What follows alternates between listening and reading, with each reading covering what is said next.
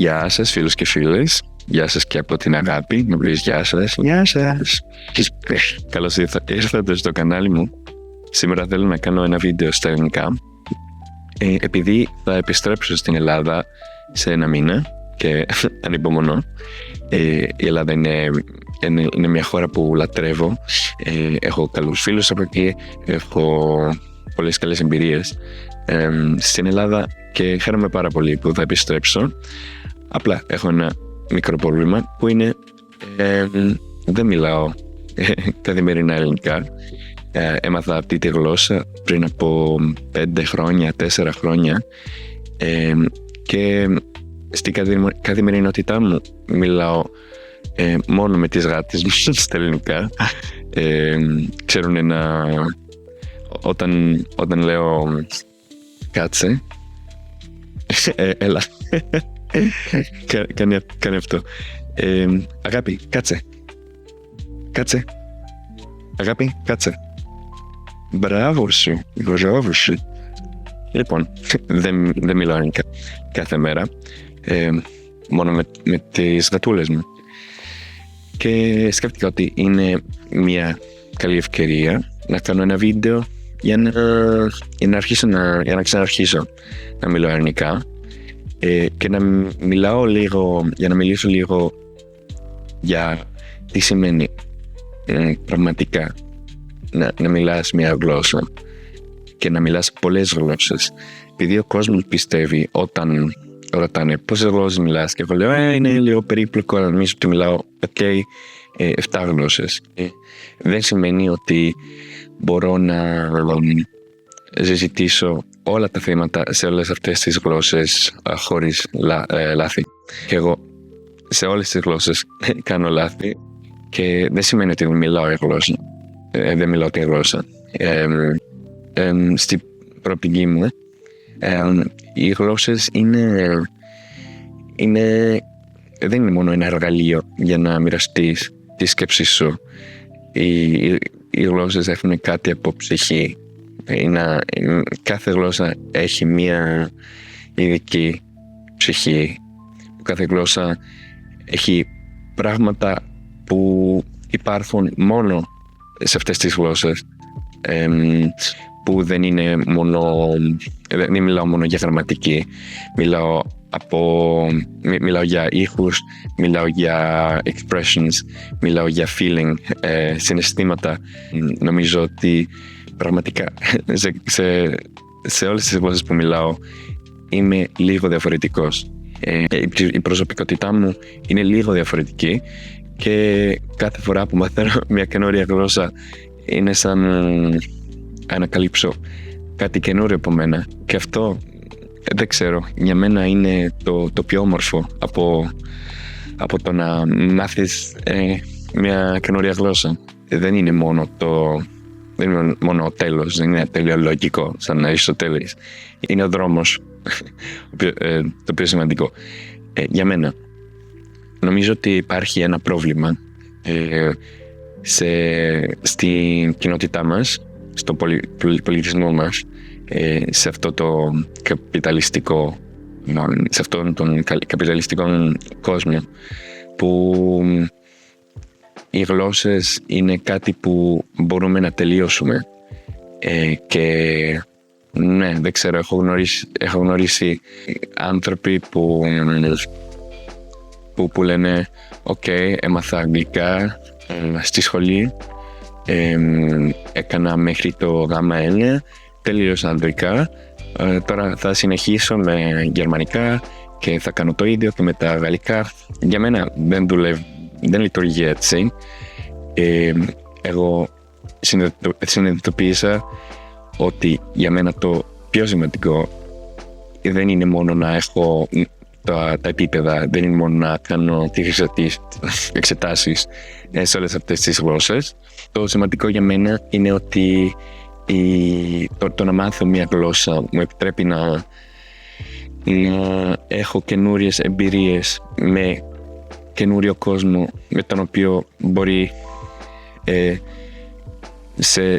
σε μια διαφορετική περίπτωση στην οποία δεν είχα μιλήσει αυτή τη γλώσσα, δεν θα είχα έχει αυτή την εμπειρία. Λοιπόν, είναι, σαν είπα πριν, ο δρόμος το πιο σημαντικό.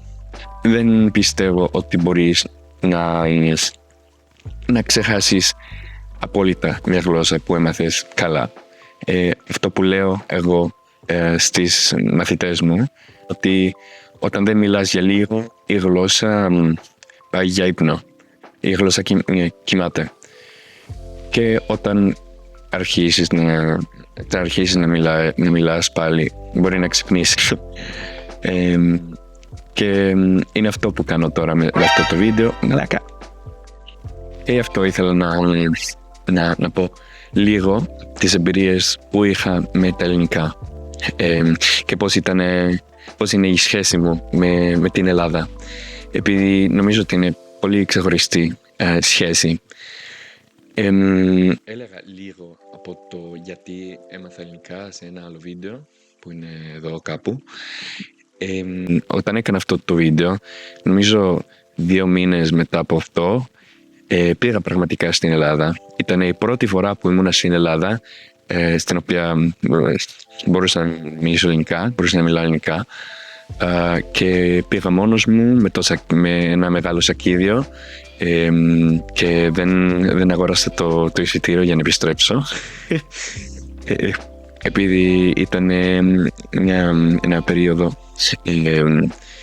που ήρθε μετά από πολλή δουλειά και πολλές σπουδές, ήθελα μόνο για να ταξιδέψω, για να γνωρίσω καινούριο κόσμο, για να μην σκεφτώ σε όλα τα πράγματα στη ζωή μου. Και πήγα στην αρχή στη Ρώτη και έκανα, ας πούμε, ferry hopping, island hopping, μέχρι την, πώς λέγεται, Αστυπάλια. Ναι. Μετά πήρα ένα αεροπλάνο για Αθήνα, πήγα μετέωρα και αυτό ήταν το ταξίδι. Δεν ξέρω, ποτέ δεν θα ξεχάσω αυτή την εμπειρία. Δεν θα πάω στα συγκεκριμένα, αλλά ήταν διαφορετικό.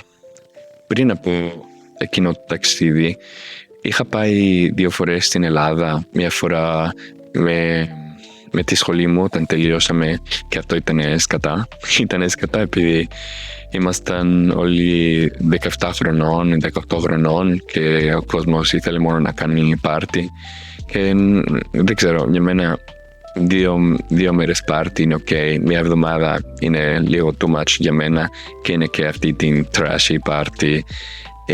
Ήταν ένα μικρό χωριό στην Κρήτη που νομίζω ότι ο κόσμος από εκεί το ξέρει, λέγεται Χερσόνησος.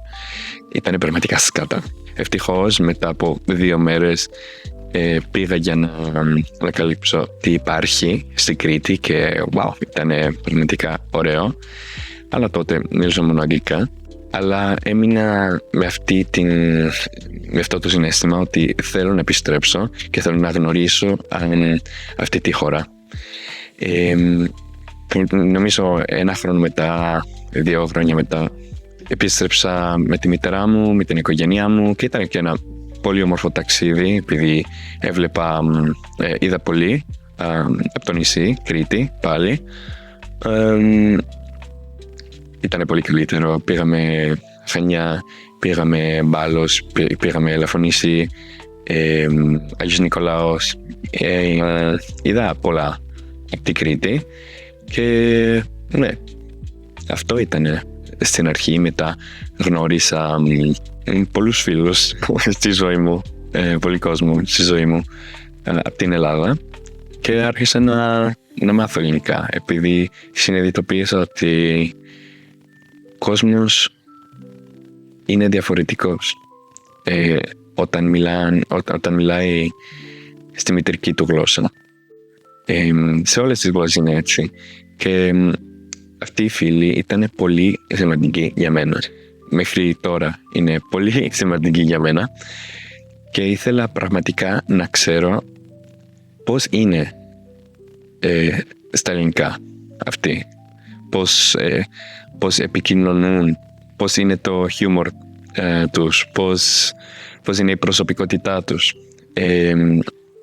Και ναι, ο κόσμος με ρώτησε πολύ γιατί ελληνικά. Δεν πρέπει να υπάρχει γιατί.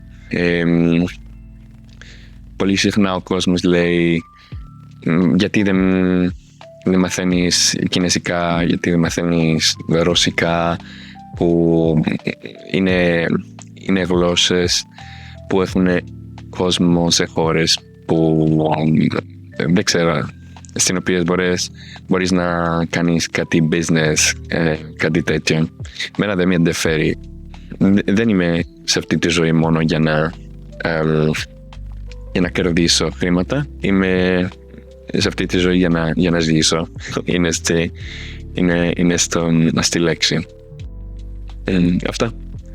Αυτό. Κάτι που ήταν πολύ όμορφο τότε όταν πήγα σε αυτό το ταξίδι στην Ελλάδα μόνος μου ήταν το να τραγούδισα πολύ στα εστιατόρια, στα μπαρ, στις ταβέρνες, στα εστιατόρια που κάνουν live music, και εγώ ρώτησα διαφορετικές φορές στη Ρόδο, στη Πάτμο, στη Καλαμπάκα, στη Μετέωρα.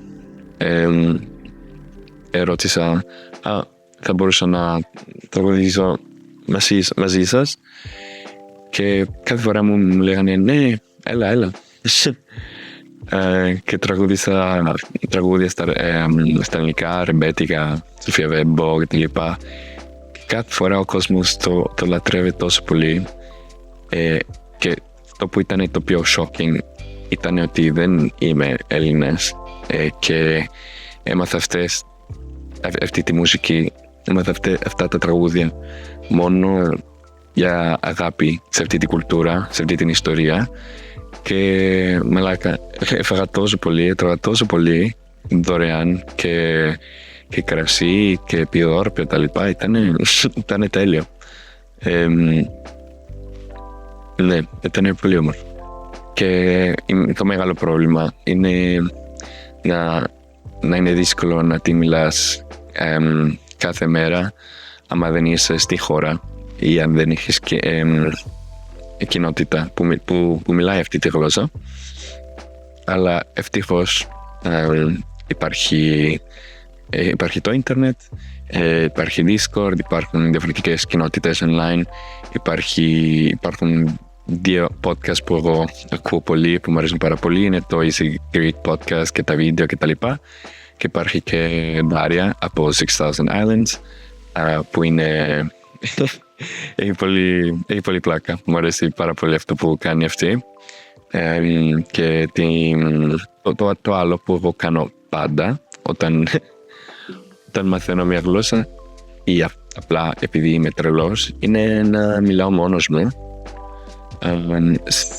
σε όλες τις γλώσσες που ξέρω.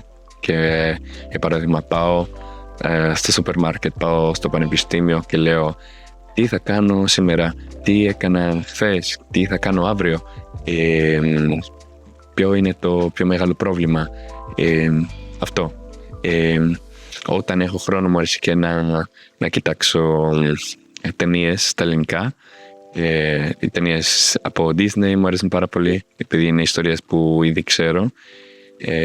Γι' αυτό άμα δεν καταλαβαίνω καμία λέξη δεν είναι ένα μεγάλο πρόβλημα. Λοιπόν, σας ευχαριστώ πάρα πολύ αν είστε ακόμα εδώ. Όπως είπα πριν, έκανα αυτό το βίντεο για να κάνω λίγο εξάσκηση πριν από αυτό το ταξίδι. Ελπίζω ότι δεν ήταν τόσο βαρετό, και άμα σας άρεσε μπορείτε να αφηγείτε ένα like και το subscribe και τα λοιπά, όλα τα όμορφα πράγματα, και ναι, θα τα πούμε την επόμενη φορά. Γεια σας.